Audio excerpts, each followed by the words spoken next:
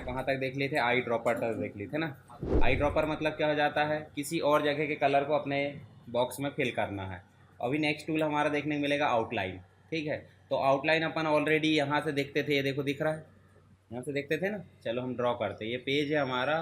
Page में जाकर हम जो है कोई भी एक शेप ले लेते हैं। जैसे मान लो अपन ने एक शेप ये वाला लिया है, अब इसकी आउटलाइन हमको फिल करना। देखो यहीं पे जाओ और सीधे हम आउटलाइन ऐसे कर सकते हैं। देखो मतलब F12 से हम करते थे, F12 दबाते थे, देखो आउटलाइन का डायलॉग बॉक्स आया है। तो जितने भी ऑप्शन यहाँ दिख रहा है वो लगभग सारे ऑप्शन आपको कहाँ मिलेंगे, यहाँ पे मिलेंगे। जैसे आउटलाइन पेन खोलोगे तो डायलॉग बॉक्स खुल जाएगा। इसके अलावा आप आउटलाइन में जाओगे कलर में तो आउटलाइन का कलर खुल जाएगा। इसके अलावा आप आउटलाइन में जाओगे और यहाँ पे देखो ये साइज़ दिए है, नो आउटलाइन मतलब कुछ भी नहीं, यहाँ से लेकर यहाँ तक साइज़ दिए है। तो तीन ही चीज़ें ध्यान रखना पड़ता है। आउटलाइन पेन में तो कोई दिक्कत नहीं, यहाँ से आप कलर सेलेक्ट कर सकते हैं। सबसे ज़्यादा अच्छा यही है कि भाई आप यहाँ साइज़ सेलेक्ट कर लो, यहाँ से उसकी स्टाइल बदल दो, डैश डैश रखना या जो भी, और कॉर्नर्स वगैरह सेट करके और ओके कर दो तो आपकी आउटलाइन सेट हो जाएगी। अब आउटलाइन के बाद आपको दिखता है फिल का, तो फिल में नो फिल का मतलब क्या हो जाता है, यहाँ पे कुछ भी नहीं है। परंतु यूनिफॉर्म फिल का मतलब हो जाता है क्या, यूनिफॉर्म फिल मतलब सिंगल कलर। मान लो आप यहाँ से ये सिंगल कलर लेते हो और ओके कर देते हो तो सिंगल कलर आ गया। ठीक है, फिर से जाओ, दूसरा क्या दिया है, फाउंटेन फिल। तो फाउंटेन फिल का मतलब हो जाता है डबल कलर। देखो लीनियर स्टाइल हो गई, जैसे मान लो अपन ने लीनियर रेडियल ले लिया, और रेडियल लेने के बाद हमने यहाँ से कलर ले लिए ये वाला, और ये कलर ले लिए वाइट, और उसके बाद क्या कर दी ओके। तो आप देखो इसकी मान लो मैं बाउंड्री हटा देता हूँ, या फिर उदाहरण के लिए मैं यहाँ सर्कल लेता हूँ। ये देखो अपन ने सर्कल लिए और सर्कल में जाकर अपन ने क्या कर दिए, यूनिफॉर्म फिल कर दिए, यूनिफॉर्म में जाकर रेडियल कर दिए और यहाँ ओके कर दो। और ओके करने के बाद इसकी आउटलाइन को अपन क्या कर दो, नन कर दो। तो देखो अभी कैसा आ गया है, 3D बॉल टाइप का दिख रहा है। ठीक है, तो ये स्टाइल भी हम कहाँ से कर सकते हैं, फाउंटेन से। फाउंटेन मतलब ग्रेडियंट, दो कलर। ठीक है, और यहाँ से जो नेक्स्ट दिख रहा है पैटर्न, पैटर्न में जाओगे तो यहाँ पे आपको बहुत सारे पैटर्न मिलेंगे, दिख रहा है। ये क्लिक करोगे ओके करोगे तो देखो यहाँ पे पैटर्न फिल हो गया। जैसे अपन पिक्चर वगैरह लाते थे कि नहीं, वैसे यहाँ पे पैटर्न आ गया। MS वर्ड में भी करते थे अपन।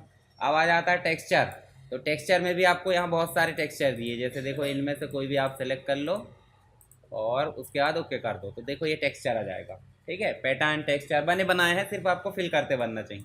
नेक्स्ट क्या दिख रहा है, पोस्ट स्क्रिप्ट। तो ये कुछ चीज़ें रहती है, जैसे वर्ड्स वगैरह फिल करना है। चलो बबल्स ले आते, बबल्स लाओ, देखो ये छोटे छोटे गुब्बारे टाइप की आकृति फिल हो गई है। ठीक, तो इसमें से और स्टाइल है, और कुछ भी नहीं करना तो नो फिल। ये देखो नो फिल हो गया।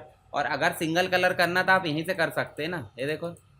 ठीक है, तो फिल के ऑप्शन हो गए। इसके बाद एक और दिया है क्या, इंटरेक्टिव फिल और मेज फिल।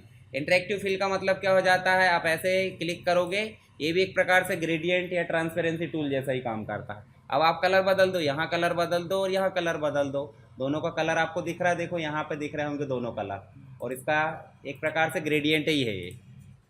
इंटरेक्टिव फिल मतलब ग्रेडियंट है, और इसकी जो विड्थ है आप जितनी रखना चाहो, देखो ये देखो ये। ठीक है, इस प्रकार से देखें तो ये हो जाता है। नेक्स्ट यहाँ देखो मेज फिल। तो मेज फिल का काम क्या रहता है, जैसे यही जो फिल है, फिल को अपनी इच्छा अनुसार कस्टमाइज कर रहा, देखो यहाँ से सेट आ रही है। मतलब जो इंटरेक्टिव फिल हुआ है, ग्रेडियंट फिल हुआ है, उसी को हम क्या कर सकते हैं, कस्टमाइज़ कर सकते हैं। देखो इधर साइड घुमाना तो इधर कर दो, इधर घुमाना इधर कर दो, या फिर इसको इधर करना है। तो मतलब जो हमने फिल करे हैं वो फिल करे, उसी को देखो अपन ने क्या कर दी है, कस्टमाइज़ कर दी है। किसके माध्यम से, स्मार्ट या मेज फिल के माध्यम से। ठीक है, तो ये दोनों समझ गए। जो भी ग्रेडियंट है उसको अपन कर सकते हैं, और ग्रेडियंट को कस्टमाइज़ करना तो मेज फिल कर सकते हैं। और ये बाकी चीज़ें जो अलग अलग पैटर्न में फिल करने की है। और ये ऊपर वाला क्या है, आउटलाइन। ठीक,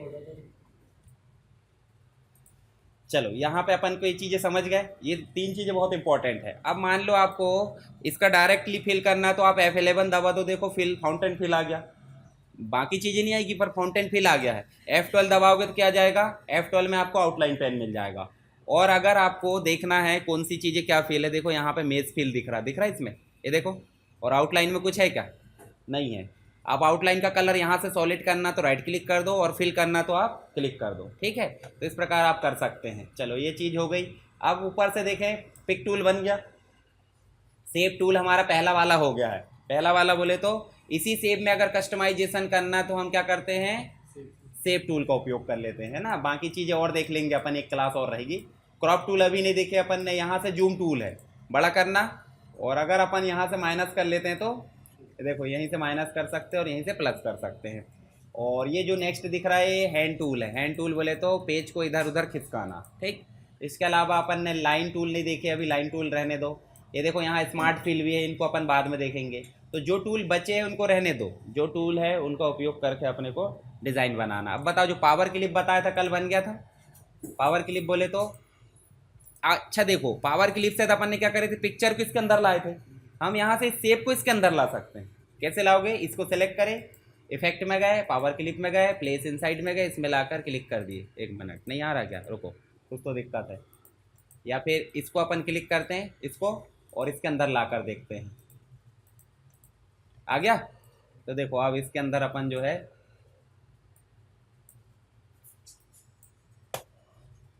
उसके बाद क्या कर दो आप, फिनिश।